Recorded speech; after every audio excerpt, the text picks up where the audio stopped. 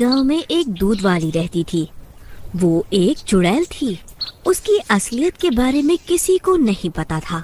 वो रात होने पर खुद को अपने घर में कैद कर लेती थी। फिर 12 बजते ही वो चुड़ैल में बदल जाती थी।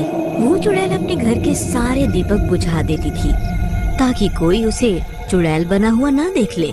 जो भी गांव वाला रात होने पर उसके घर के बाहर से गुजरता था, उसे वहाँ से बहुत डरावनी डरावनी आवाजें आती थी। अरे मर गई ने, ये कैसी आवाज है भाई? कहीं ये भैंस ऐसी आवाज तो नहीं निकाल रही? फिर वो गांव वाला वहाँ से भाग जाता है। उस भैंस को दूध वाली की सच्चाई के बारे में पता होता है। फिर सुबह होने पर वो दूध वाली फिर से आम औरत में बदल जाती है और अपनी भैंस का दूध निकालने लगती है। बस कुछ दिन और, एक बार मैं इन गाँव वालों का विश्वास जीत कर बहुत सारे ग्राहक बना लूं, फिर अपनी दूध में अपना काला जादू वाला जहर मिलाकर इन सब गाँव वालों को भी अपनी बिरादरी में शामिल कर लूंगी। फिर वो दूध वाली अपनी भैंस का दूध निकालकर गांव में बेचने जाती है। दूध गाढ़ा और सस्ता होने की वजह से सब लोग उसी दूध वाली से दूध लेने लगते हैं। अरे वाह, तुम्हारा दूध तो एकदम गाढ़ा है। अब से हर रोज तुमसे ही दूध खरीदूंगा। इसी तरह वो चुड़ैल बहुत सारे ग्राहक बना लेती है। ये सब देखकर कल्लू दूध वाले को बहुत गुस्सा आता है। अरे ये कैसे हो सकता है? आखिरकार ये बिमला इतने कम दाम में इतना गाढ़ा दूध कैसे बेच सकती है? कुछ तो गड़बड़ है, मुझे पता लगाना ही होगा। फिर रात होने पर विमला फिर से अपने असली रूप में आ जाती है और चुड़ैल बन जाती है। वहीं कल्लू दूध वाला भी उसके घर पहुंच जाता है। वहाँ उसे डरावनी डरावनी आवाजें आने लगती है। अरे बाप रे, ये कैसी आवाज है भाई? ये तो कोई भूत प्रेत की आवाजें लगती है। फिर वह विमला के घर में खिड़की से झांक कर देखता है। विमला चुड़ैल बनकर बैठी हुई होती है, लेकिन अपने घर में अंधेरा किया हुआ होता है। इस वजह से कल्लू को कुछ दिखाई नहीं देता। उसे बस डरावनी डरावनी आवाजें ही सुनाई देती है। भाई, मुझे तो कुछ गड़बड़ लग रही है। यहाँ से निकलना ही ठीक रहेगा। फिर अगले दिन सुबह होने पर बस अब इंतजार खत्म हुआ। मैंने बहुत सारे ग्राहक बना लिए हैं। मुझे आज ही इस काम को अंजाम देना होगा। फिर विमला दूध में जहर मिला देती है। उसकी भैंस उसे ऐसा करते देख लेती है और चाह के भी उसे रोक नहीं पाती। फिर विमला दूध बेचने गांव की ओर चल देती है। अरे आओ बिमला बहन, मैं तुम्हारा ही इंतजार कर रहा था। मेरी कल ही नई नई शादी हुई है। मैंने सोचा क्यों ना अपनी बीवी को सुबह सुबह चाय बना के दी जाए, वह खुश हो जाएगी। फिर विमला कांचा को दूध दे देती। कांचा उस जहरीले दूध की चाय बना लेता है और अपनी पत्नी को देने जाता है। प्रियतम, प्रियतम, जल्दी उठो, देखो मैं तुम्हारे लिए चाय बना कर लाया हूँ। जल्दी से पी लो, नहीं तो चाय ठंडी हो जाएगी। फिर उसकी पत्नी उठती है और खुशी खुशी वो चाय पी लेती है। चाय पीते ही उसे घबराहट होने लगती है। अजी, आपने चाय में क्या मिलाया था? इसे पीते ही मुझे अजीब सी बेचैनी होने लगी है। इसी तरह पूरा दिन बीत जाता है और फिर रात होने पर फिर कांचा एक गुलाब का फूल लेकर वहाँ पहुँच जाता है। अनीता घूंघट ओढ़े बैठी हुई थी। अरे प्रियतम, ये देखो मैं तुम्हारे लिए क्या तोहफा लाया हूँ। तभी वो चुड़ैल गुर्राने लगती है।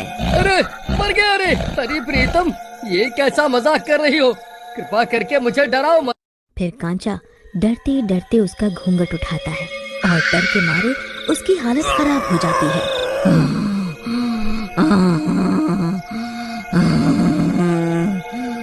आओ ना कांचा जी, आओ ना, लाओ ना, वो गुलाब मुझे दो ना। अरे मर गया। अरे ये नास मिट्टी तो चुड़ैल बन गई। अरे प्रीतम, ये तुम्हें क्या हो गया? सुबह तक तो तुम बिल्कुल ठीक थी, ये अचानक से चुड़ैल कैसे बन गई? हाय रे, मैं तो कहीं का नहीं रहा। मेरी बीवी तो पहली रात को ही चुड़ैल बन गई, अब क्या करूं? ए कांचा, जरा मेरे पास तो आओ, आओ ना। अरे भागो रे भागो, अपनी जान बचा कर भागो। अरे गांव वालों, मेरी तो किस्मत ही फूटी निकली, मेरी बीवी तो चुड़ैल निकली। अरे भाई, कोई मेरी मदद करो, अरे मर गया रे। फिर कांचा भागता हुआ उस चुड़ैल दूध वाली के घर के बाहर से गुजरता है और उसी के घर के दरवाजे पर पहुंचकर मदद मांगने लगता है। अरे भाई, कोई है? जल्दी दरवाजा खोलो।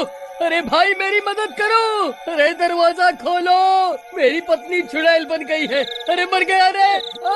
वहाँ उस घर के अंदर वो दूध वाली भी चुड़ैल बनी हुई होती है। फिर जैसे ही दरवाजा खुलता है, कांचा के होश उड़ जाते हैं। उस घर में भी चुड़ैल होती है।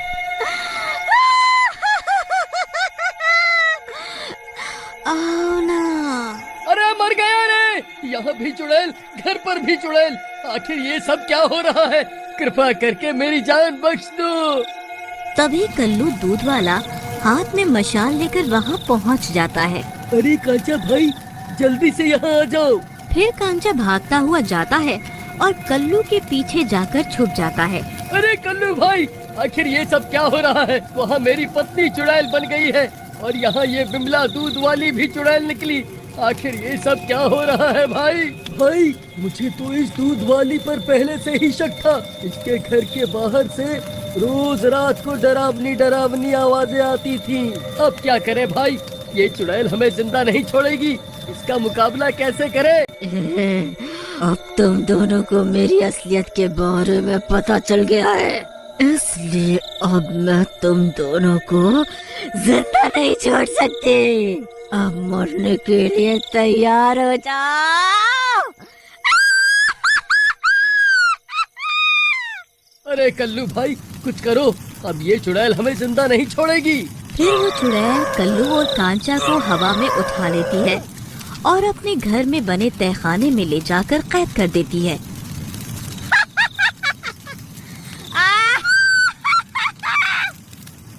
अब जब तक मैं अपने मकसद को अंजाम ना दे दूं, तुम दोनों यहीं कैद रहोगे। बस कल सुबह होते ही मैं दूध में जहर मिलाकर पूरे गांव वालों को अपने जैसा बना लूंगी।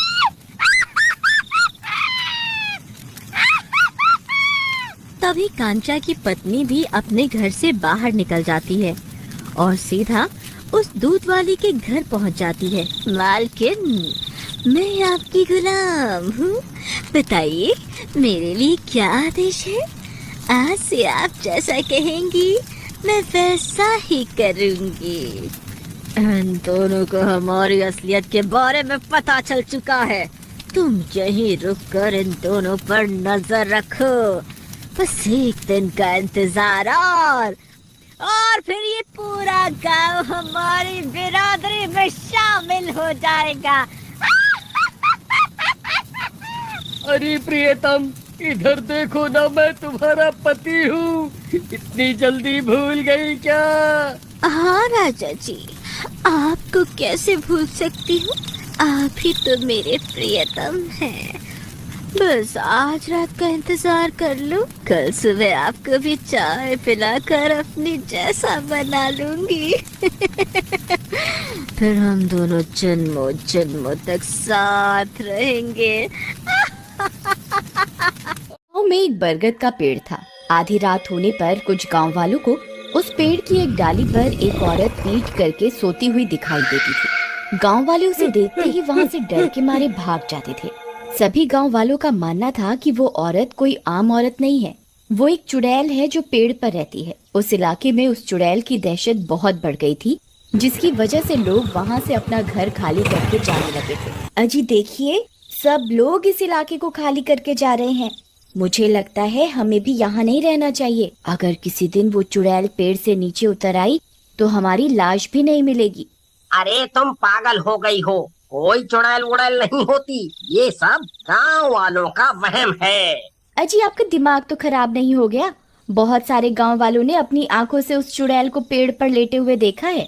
अरे यार, अब इसके वहम का इलाज कैसे करूं? अच्छा ठीक है, मुझे एक दिन का समय तो दो। हम कल यहाँ से घर खाली करके चले जाएंगे।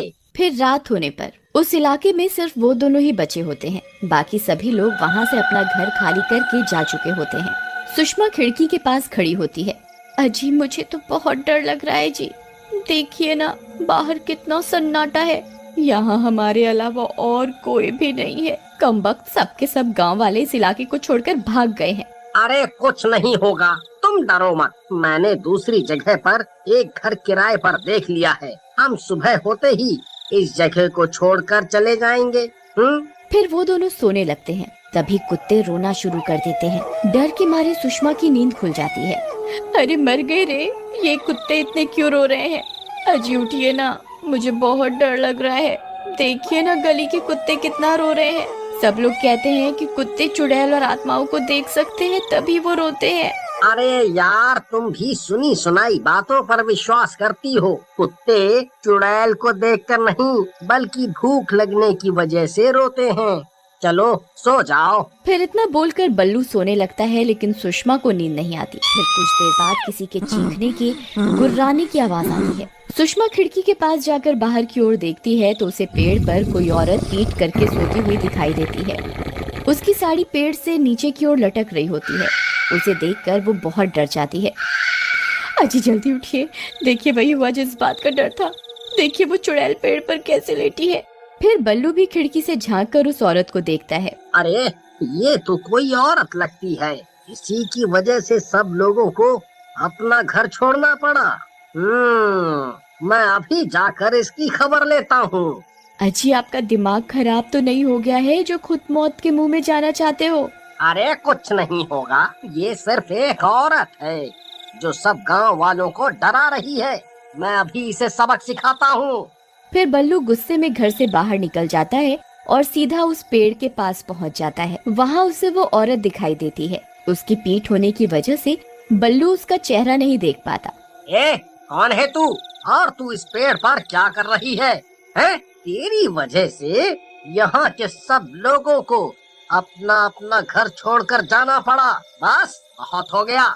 मैं तुझसे नहीं डरता। चल अभी के अभी नीचे उतर। लेकिन उस औरत पर बल्लू की बातों का कोई असर नहीं होता और वो चुपचाप लेटी रहती है। लगता है ऐसे नहीं मानेगी। रुक, अभी तुझे बताता हूँ। फिर बल्लू उस चुड़ैल का पल्लू पकड़कर उसे नीचे की ओर खींचने लगता है। उस पेड़ पर कोई चुड़ैल नहीं होती, बल्कि चुड़ैल के रूप में एक बहरूप या प्रॉपर्टी डीलर होता है। अरे ये कमबख्त तो मेरे पीछे ही पड़ गया।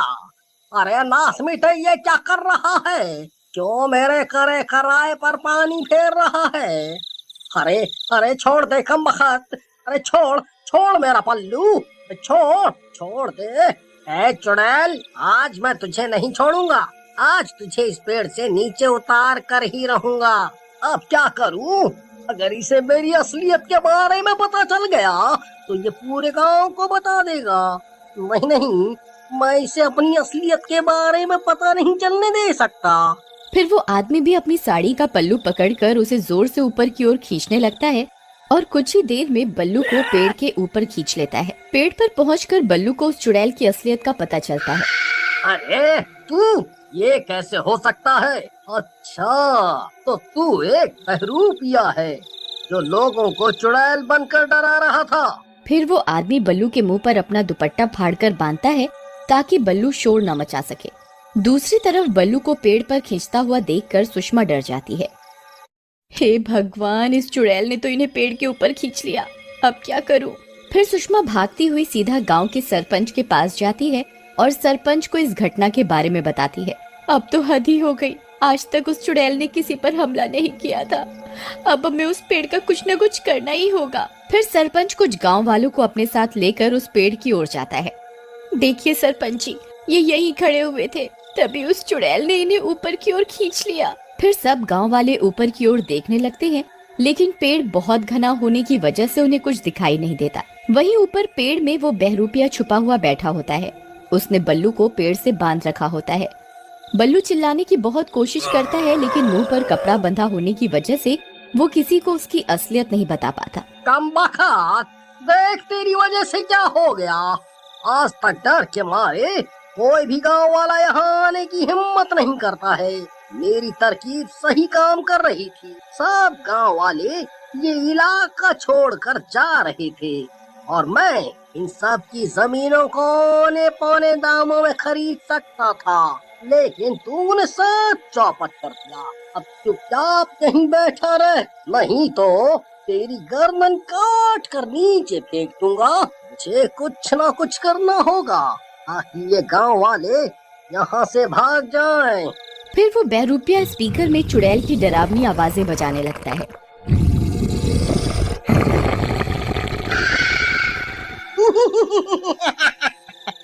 अरे मर गए रे सरपंच जी, लगता है वो चुड़ैल जाग गई है। आज हम इस चुड़ैल को मजा चखा कर ही रहेंगे।